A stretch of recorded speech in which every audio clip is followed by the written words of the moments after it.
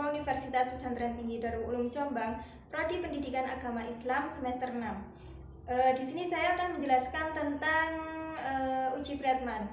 Uji Friedman merupakan uji statistik non-parametrik untuk K-sampel berhubungan, di mana uji Friedman ini pertama kali diperkenalkan oleh Friedman pada tahun 1937. Uji Friedman ini digunakan untuk menguji hipotesis komparatif 3 sampel atau lebih bila datanya berbentuk ordinal. Apa itu ordinal? Ordinal itu skala pengukuran yang didasarkan pada ranking.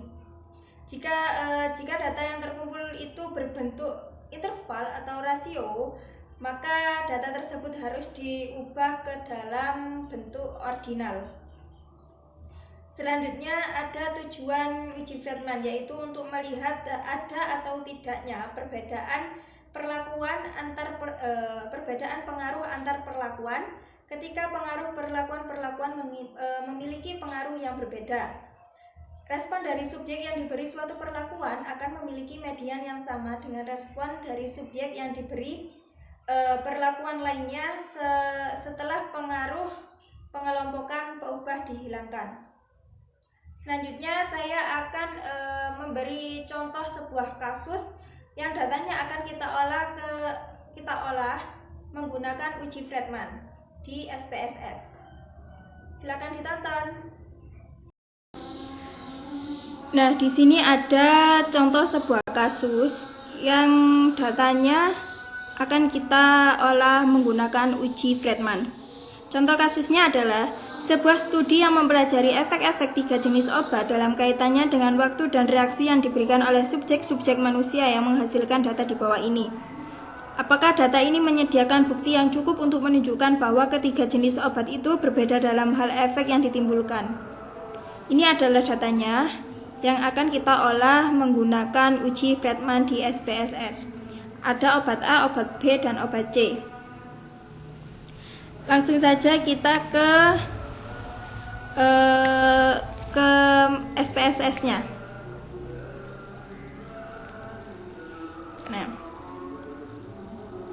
kita buka SPSS-nya terlebih dahulu.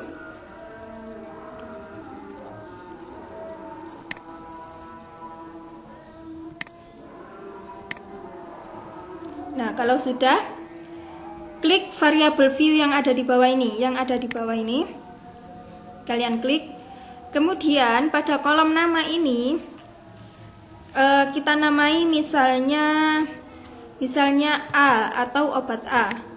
Kemudian baris kedua kita namai yaitu B, obat B. Kemudian baris ketiga C. Kalau sudah, kita ke kolom label.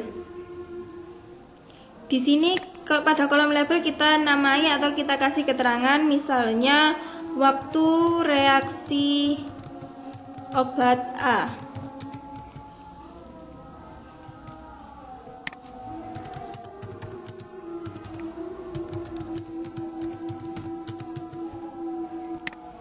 Kemudian yang kedua, waktu reaksi obat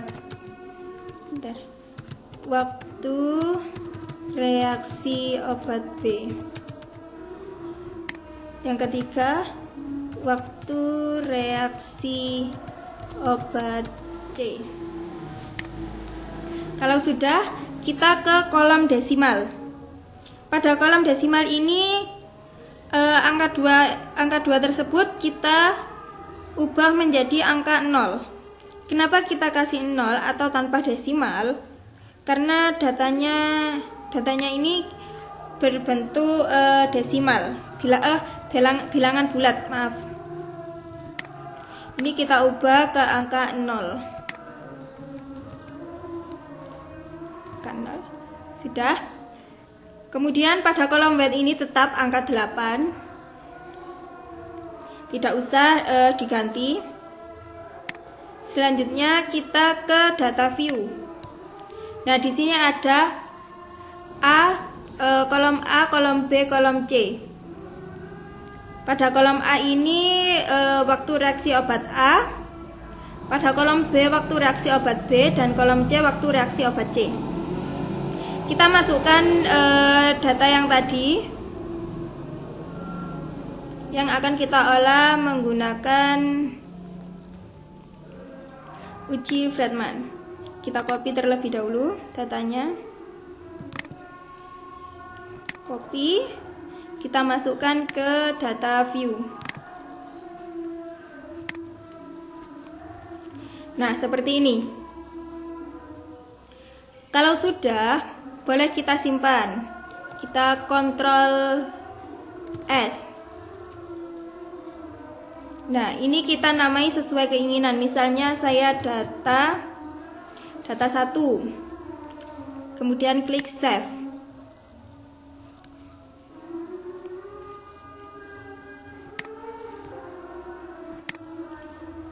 Nah, kalau sudah, kita ke analyze yang ada di atas ini.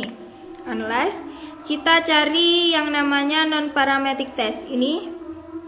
Kemudian legacy dialog. Cari yang di bawah sendiri yaitu correlate sample. Kita klik. Nah, data ini kita pindahkan ke test variable. Seperti ini. Kalau sudah, kita ke bawah, ada kotak tes tipe. Yang kita centang adalah Fredman karena kita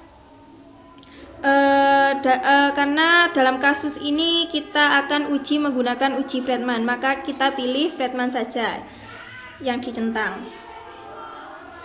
Kalau sudah, kita ke statistik.